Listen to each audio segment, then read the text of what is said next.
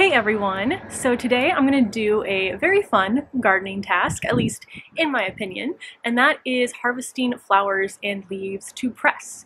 Now last year I became obsessed with drying flowers, and I'm still drying a ton of flowers, even more than last year, but this year I bought my first actual flower press and I have gone a little crazy. Actually, not too terrible. The press itself is pretty small, so it does keep me reined in, but I've been regularly pressing flowers for probably the last couple months at least, especially now that I had the pansies in my garden, because I think they're my favorite ones to press. I've already used most of them that I've pressed earlier, but I'll kind of also show you how I'm storing the flowers that I have pressed as well. And I'll also talk a little bit about how I plan to use them over the winter, because for me, that's the most fun of having things dried and pressed from the garden, is that when the garden is done for the season and I'm stuck inside, I can do either a lot of fun crafts with the flowers that I have, or just use them for decoration so it still feels like I'm surrounded by beautiful plants. So let's go ahead, I'll take you around and I'll show you what I'm going to collect from today.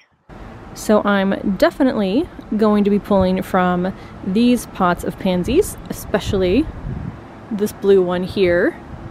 Now I never really deadheaded pansies before, and this year I saw it recommended, so I figured let's deadhead them and use the ones I deadhead for pressing. And these have bloomed so much more than they normally do had I not been deadheading regularly. So it's a double benefit of giving me flowers to press, but also more blooms on the pansies themselves. So that's over here. Then coming over to this bed is where the rest of the pansies are. So I'm going to harvest from here also. One thing I haven't done is gather many leaves, or actually I don't think I've pressed any leaves yet this season, and I found that when I'm doing some crafts I really miss like kind of the red color of the leaves or the orange color of the fall leaves, and I'd like to add that. So I am going to gather some leaves from the blueberry bush, possibly some from the aronia berry bush also, just because the color is really beautiful. The wind yesterday knocked almost all of them off. Same thing with the trees. So these trees over here are my favorite color of orange, and I think I saw the orange for 3 days before the wind knocked all the leaves off, but we still have some pretty yellow and red leaves to look at. So we'll go ahead and start gathering. I'm going to use this little basket. It's not too windy today, so if it was more windy I'd probably use something a bit deeper because the wind can blow them right out, but this basket should be good for today.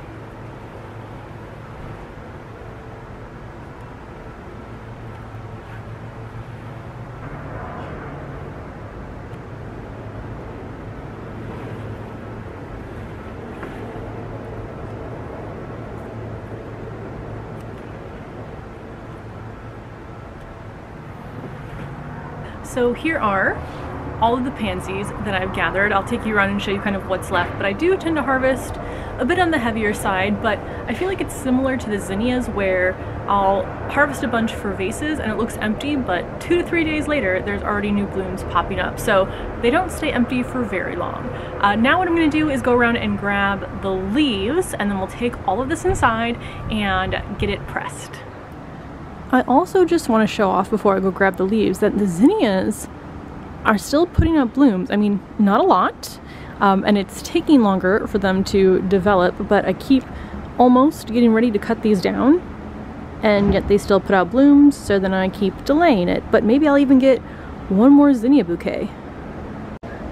Okay, now over to the blueberry bush. I mean, these leaves are absolutely beautiful. I'm sad, just like with the trees with the orange leaves, the wind knocked all of these leaves off just as they started to change colors. So now they're all down in there.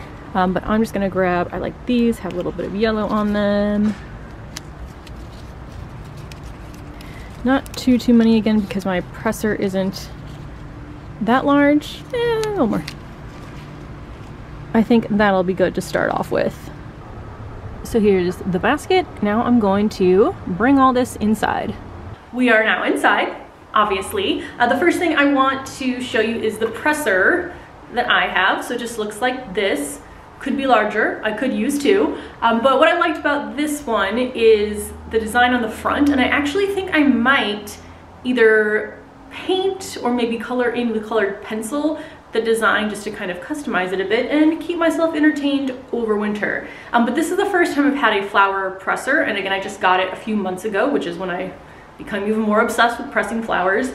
Before that, I used books, but I feel like even when I use books and place something heavy on top of them, it doesn't get as flat as you can with kind of these, is it nuts and bolts, whatever this is that you can twist to really clamp down the boards together. So I'll take this apart in just a little bit and show you how it works. I have some pansies already in there that are drying, but I wanted to show you some of the things I've made so far. So mostly what I'm doing is making cards, and I'm just using some Elmer's glue and putting a layer on the flower, sticking the flower to the card, and then brushing another layer on top to kind of keep it more secure. There's a cat hair stuck in it, which is not surprising.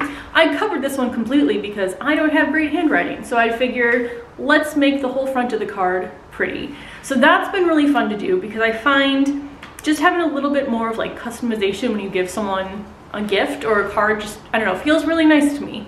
Last thing I want to show you is how I'm storing my dried flowers. So I'm basically storing them in the extra containers that I was using for my seeds. I originally had them in a Ziploc bag, and then I found that because the Ziploc bag, you know, isn't like hard, sometimes it would bend or move, and that would bend or move the flower itself. So this is what it looks like in here, and I've just been sorting them by color. I basically have 3 by color, kind of the reds, the blues, yellows, and oranges. And then I have one miscellaneous, which has some of the remaining nasturtiums and nasturtium leaves, and then I think the white pansies as well. So that is how I've been storing them, and that's done a lot better than the Ziploc bag. So now I'll go ahead and open up the flower presser. It's not a technical term, presser, that's what I'm calling it anyway. But I'll get that opened out, we'll take the pansies that are in there out, and then I'll put the new pansies and leaves in there. I already think I might have too many to fit, so maybe I'll just have to put the rest in a book. But let's go ahead and press some of these flowers. So I didn't fill all of it, I think, on my last round, because I think it was excess from before. But here's what all came in this pack, so with the flower presser. So there's some layers of cardboard, of the paper. Yeah, this is all empty up here until we get to this layer. I don't know how often you're supposed to change the paper, but I haven't yet, and it hasn't seemed to cause an issue, but I'm assuming at some point you're supposed to replace it. And then here's how I get them off of the paper. Just kind of bend it a little bit and then very gently peel it off. Now these have been sitting in here for about 2 weeks, and that's what I found works best for the pansies to be completely dry. I have pulled some out at just a week because I was getting impatient and the edges started to curl. Let me actually show you a few of those. So the ones that I have with the curled edges, I think that's because they weren't dry enough when I took them out. Again, just because I was impatient. So let's go ahead and get this emptied out, and then we'll get it refilled. Now before I reload this, I thought it would be interesting to kind of show you the difference between a dried flower and a fresh flower of some of these colors. So let's see, with the red is the one where I noticed the most difference. It's much more of like a true red when it's fresh. Gets a lot deeper, maroonish, can almost look black in some lights as well. So this one I feel like definitely has the most change. If I'm looking at the yellow, it dulls a bit, but not too much. I don't even think you can really notice a color difference on camera. So that's the yellow. And then the blue slash purple, it looks just a little bit more purpley than it does when it's dry. When it's dry, it definitely, I feel like, takes up more of the bluish than the purplish blue. So that is the color difference. So now we'll go ahead and get this reloaded and I'll see how many extra I have. So I'm gonna put down the layer of paper and the individual flowers.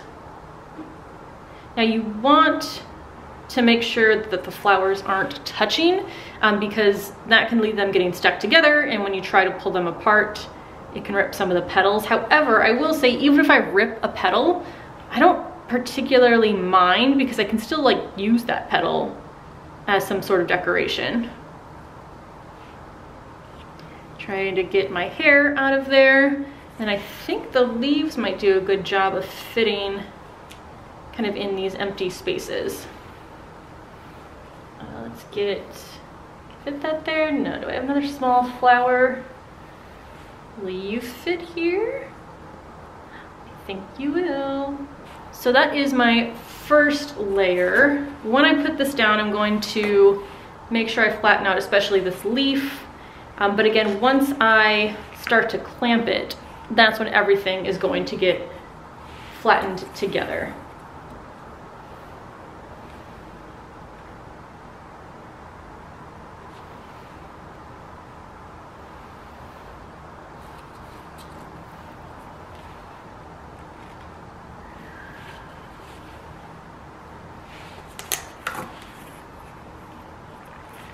So now that everything's in there, I just press it down, put the top back on, and then tighten it up.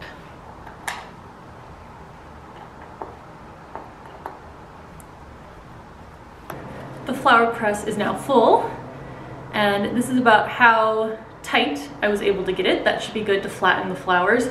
I'm wondering if I would need a second press. I'll probably go in anyway. Or just add more of the cardboard and paper to this. So I'm not sure, but either way, I really like this so far. Now here is what I'm left with. So not too bad. I have 4 leaves and then 1, 2, 3, 4, 5, 6, 7, 8, 9 flowers. So I am gonna use a book to press the rest of them. And the book I'm gonna use is this large one that I actually got from the Chicago Gardening Awards ceremony. So for the book, I'm gonna line it with parchment paper because anytime I've tried to press flowers in books, I feel like it either gets stuck or dyes the pages, and I'd like to not do that to this book. So I'm gonna put down 1 layer of parchment and see if I can fit everything on 1 page. I hope I can because I didn't bring up enough parchment for 2 pages. So I think we're looking good here. A few of the leaves might touch. I'm okay with that. Adding the other layer of parchment paper and closing up the book. Now I need to find something heavy to put on top. I think this pot will do the job. So I think that's going to be everything for today. Let me know if you'd be interested in actually seeing me make some of the crafts with the dried flowers over this winter. But I really love being able to use things from my garden into the winter season when I can't actually be in the garden. It kind of keeps the garden alive for me. So let me know if you press flowers. Let me know if there's any other things that you do with pressed flowers because I would love to be able to do some more crafts. And I will see you all in the next video. Bye.